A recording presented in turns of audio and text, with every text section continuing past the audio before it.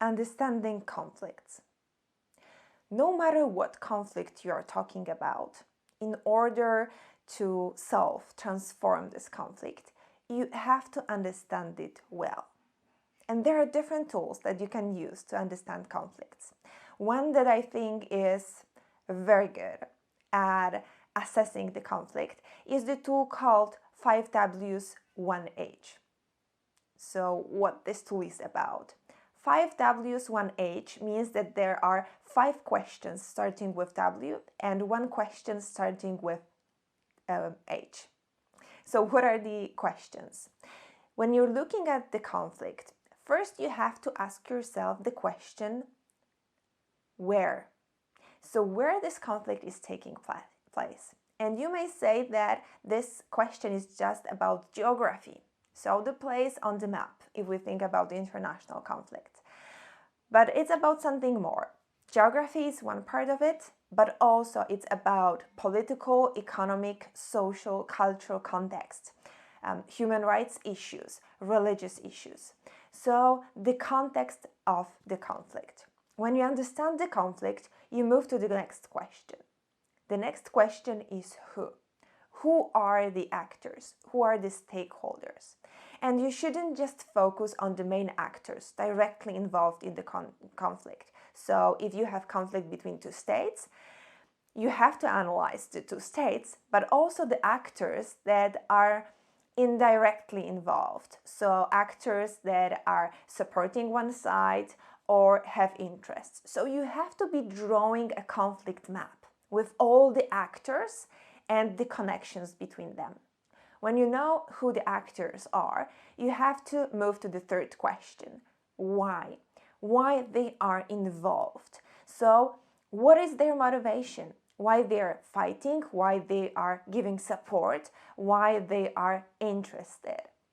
And when you understand the question why, so their motivation, you also have to ask the question how. That's the next question. How they are manifesting their involvement. So what tools they are using, how they are showing support or fighting. Do they use political tools, diplomacy, sanctions?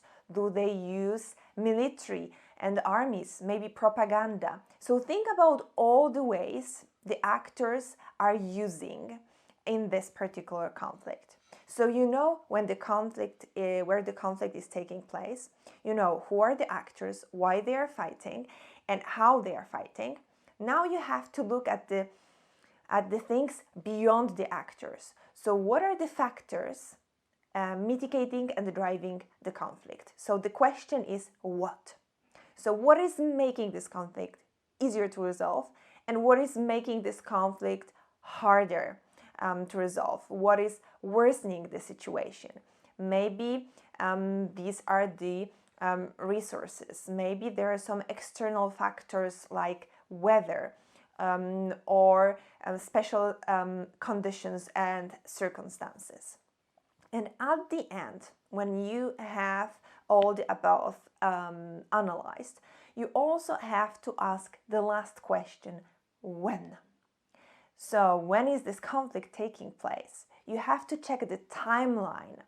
So what happened at the beginning, what happened after that, and where we are now.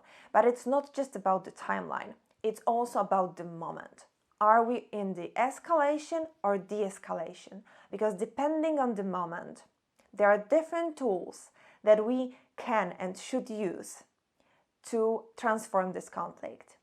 So you have to know where you are if you want to use different peace-building strategies.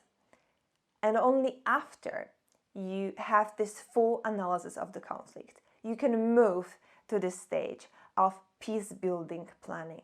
What actually you can do to transform this conflict.